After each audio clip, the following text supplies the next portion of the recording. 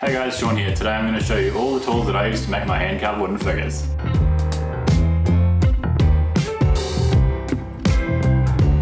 I carve everything by hand, and the tools that I use are a combination of knives, chisels and gouges. I'll start by saying that you don't need all of these tools to carve wooden figures. In most of my videos, I try and show you how to do it with the simplest set of tools possible. All of these extra gouges and different knives help to achieve finer detail and make some areas of the carving easier. But if you're just looking to get started, here are the basic tools that I recommend for beginner wood carvers. Flat chisel, a detail knife and a V-tool. More on all these later, but with that said, let's get started. Processing wood into blanks, I have two Japanese saws. My first is a Ryoba, which has teeth for both rip cutting and cross cutting, which is really handy for processing larger blocks. I also have a Dozuki, which is great for smaller, more precise cuts because of the tenon and the smaller curve size. Using a bandsaw or a scroll saw is definitely my most preferred method of cutting on my blanks, but I've never been able to get one myself. As for coping saws, I just really hate using a coping saw.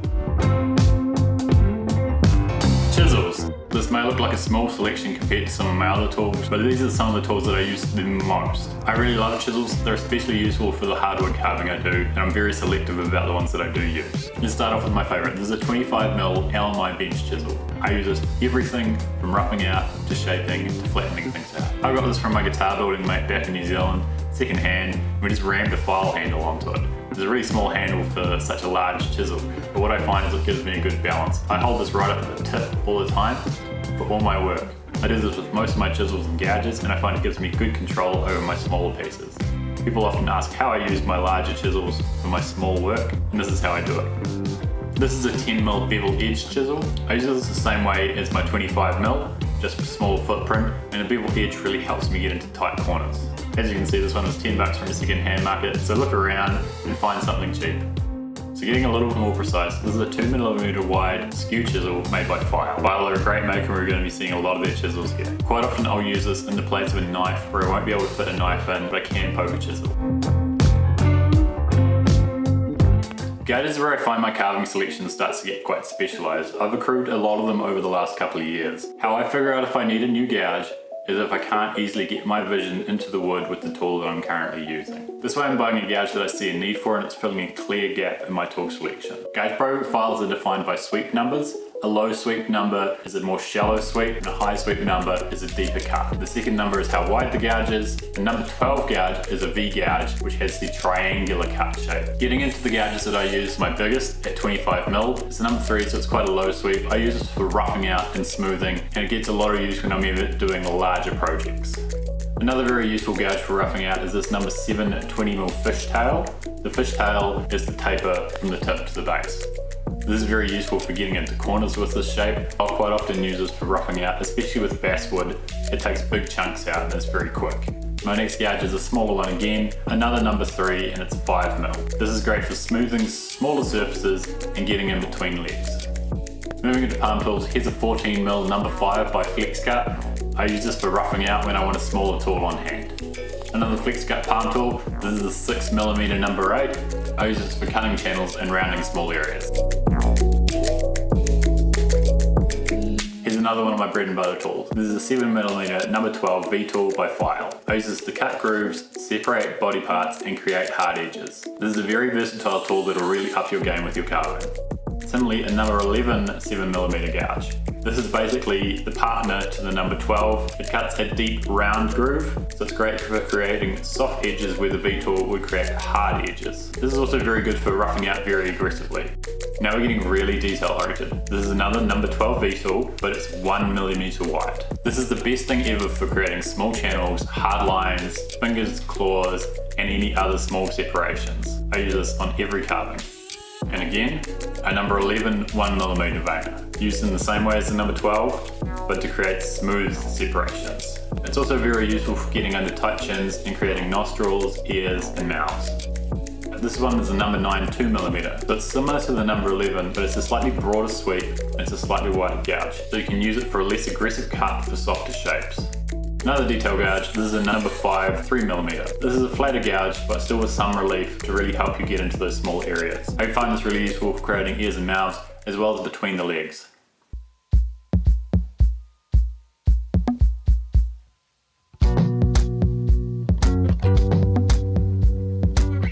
of carving knife for the job is dictated mostly by the wood that I'm carving. If I'm carving a harder wood, I want a slightly thicker knife. Some knives are more versatile than others, and other knives are very specialised for carving softer woods. Let's go through the knife collection that I've got here and talk about pros and cons.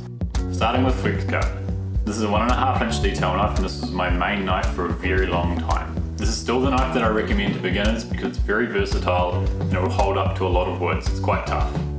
Flexcut Mini Detail.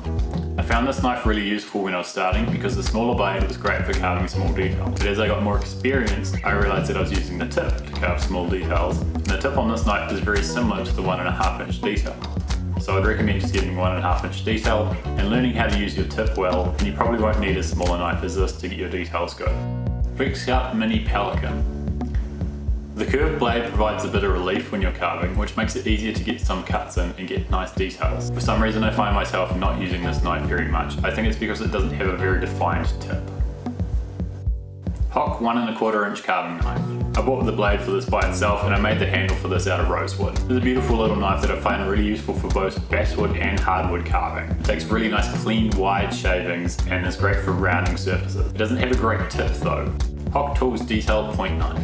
This on the other hand is nothing but tip. This is really great for getting into tight spaces and doing tiny details. The problem with having such a fine tip though is it is very fragile. I haven't broken it yet, but I am a little bit worried about it. Drake 1.5 inch detail knife.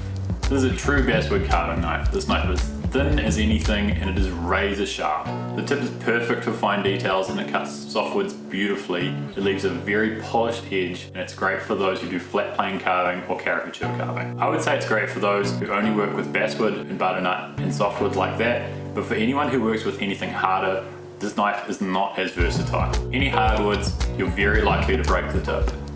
Don't ask me how I know that.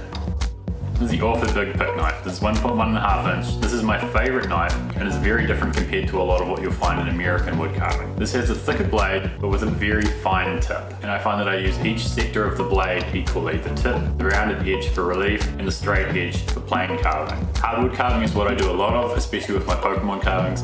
This is one of my most useful tools. It holds an edge like nothing else. If you're looking at getting into hardwood carving like cherry and walnut, I would seriously recommend picking one of these up from Ben ORFORD in the UK. I only have one power tool and it's a cordless Dremel, the Dremel 8220. This is pretty good. The battery life is okay and it gives me a lot of mobility. I mostly use it for drilling out holes for joinery and pendants. The other things that I use it for are some rough shaping with the SABURRTOOTH bit and this KUTZALL bit, and I also use it for buffing out my pieces when I'm using Odie's oil.